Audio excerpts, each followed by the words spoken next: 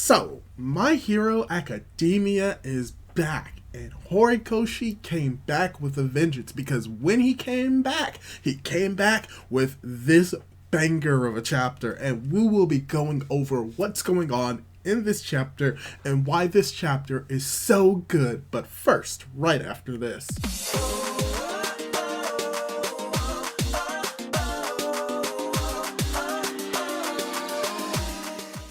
Hey guys, how's it going? It is your boy, Manga Man Drew, and I'm here to do my manga review for My Hero Academia Manga Chapter 385, titled A Youthful Urge.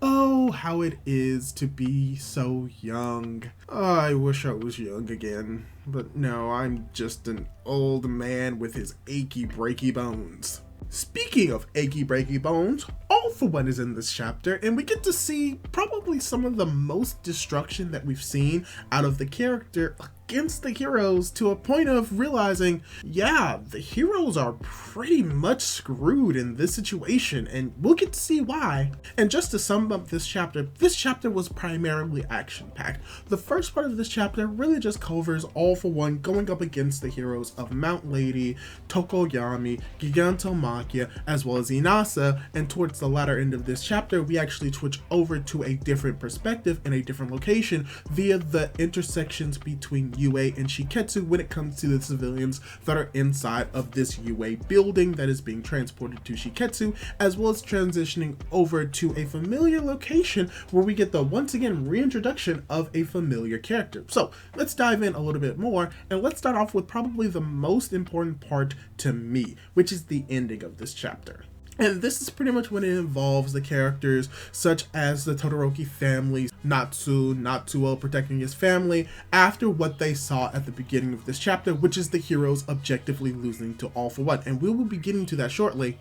But the reason why I want to cut over to the end of this chapter is because this is where we heavily focus on really the idea and the theme of My Hero Academia, which is people stepping up to be heroes even if they aren't necessarily professionals. As we get to see that the spies that All For One sent to the shelters for the civilians underneath UA being transferred over to Shiketsu, we see that the spies are trying to do their best to try and just cause as much havoc and potentially harm the civilians that are here, even after they haven't received an order from All For One to follow Skeptic or Skeptic themselves. One of the spies just decides to use his quirk, which seems to be an electric explosive-like quirk, that is confronted by Gunhead, which is good to see him in this chapter, and doing so causes a whole bunch of damage that puts the civilians in danger. And at this moment in the chapter, the civilians are more or less losing hope in the heroes, but we get the reintroduction of Death Arms saving the heroes, where we also get to see where both Kendo and Tetsu are during this war.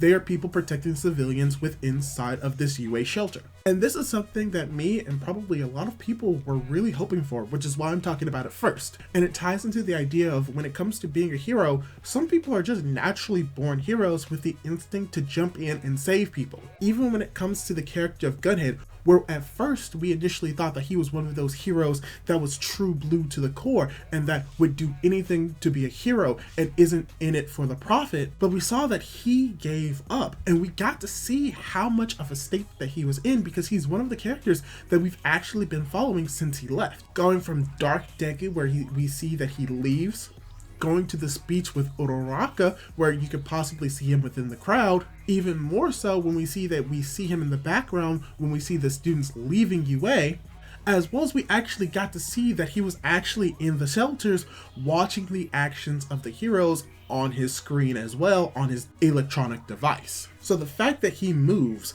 and he even says himself that he moved on his own even after everything that has gone on, really shows that even if he quit, he is still very much a true hero at heart, and that this is probably going to lead to the realization that anyone and everyone can be a hero as long as they have that little bit of spark inside of them, and that this spark may be dormant until the moment is necessary for them to actually step up to be heroes. And I'm really glad that this idea is really being tied into Death Arms, because he is one of the first heroes that we've seen in the story, and one of the heroes that seems to be a hero because it's the right thing to do and not necessarily for popularity or for fame and wealth. So I really like this part of the chapter, and it especially is going to be tying into what we're going to get later on, where we cut over to seeing Ida and Shoto still fighting as Stain is in the background. So most likely this is going to be where Stain is going to be interacting with Ida and potentially where All Might comes in, but I can't wait to see where this is going to be going, most likely within the next chapter. But yeah, that's pretty much the part that I really wanted to go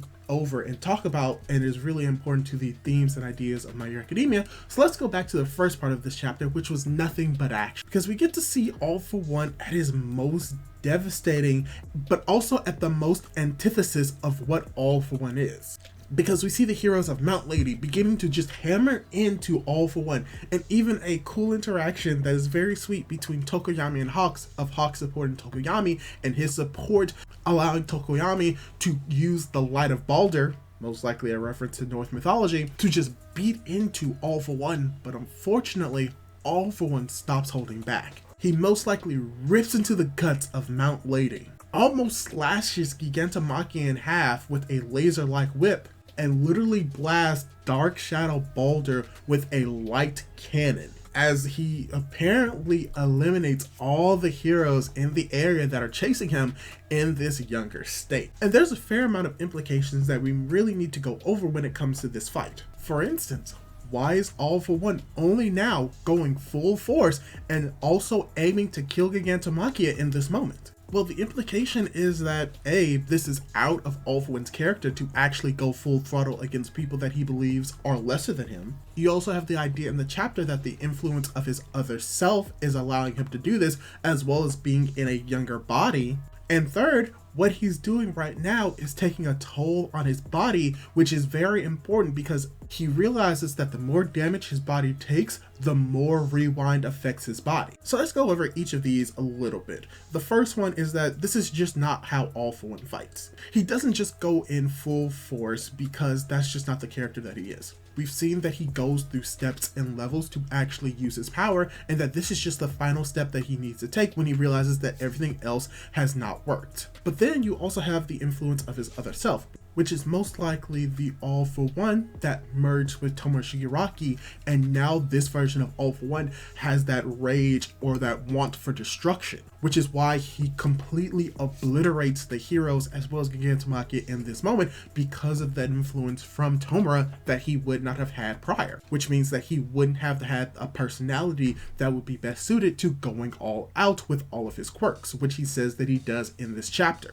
And he also brings up the idea that the more damage that he takes, the more rewind affects his body, and as we see in this chapter, him using all of these quirks are probably what is causing his body to look like a skeleton, his flesh falling off. His body is literally halfway not there. Those may actually be the influences of the quirks inside of him and him using them at full force than actually the damage that he is taking from the heroes. Because we see that his arm gets destroyed when he uses that attack against Dark Shadow.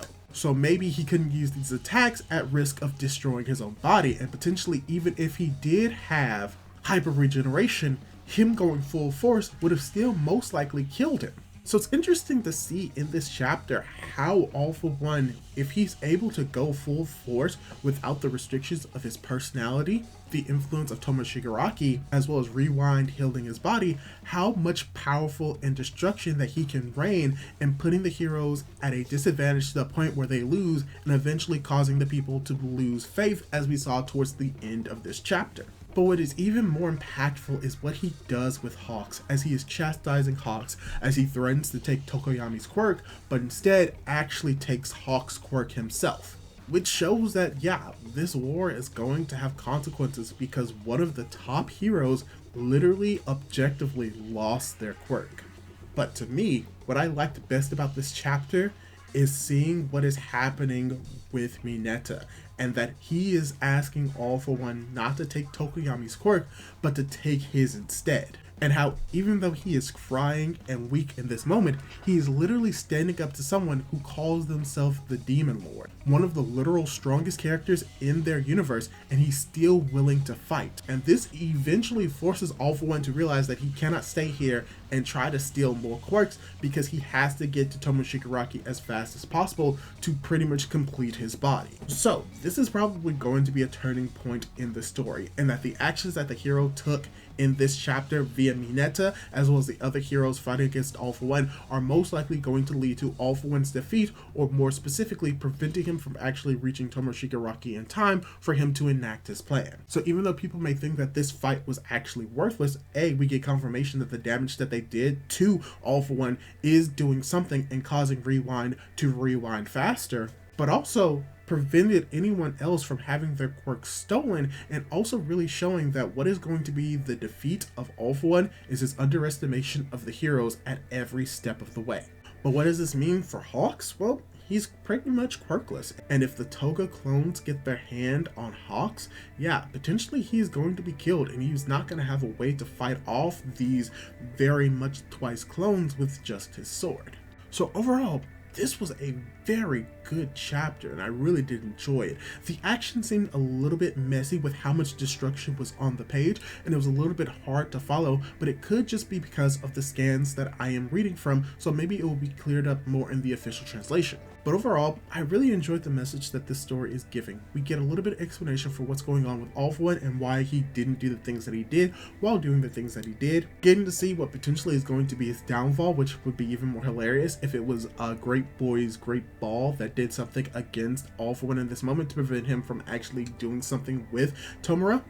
But also just the last part of this chapter just reinforcing the ideas of what this story is about, which is people can be heroes no matter who, where, or what you are, and that all you really need is that push to try and achieve that idea of being a hero. As well as setting up for what's going to be happening with Ida as well as Shoto when it comes to Stain and potentially a confrontation that will occur.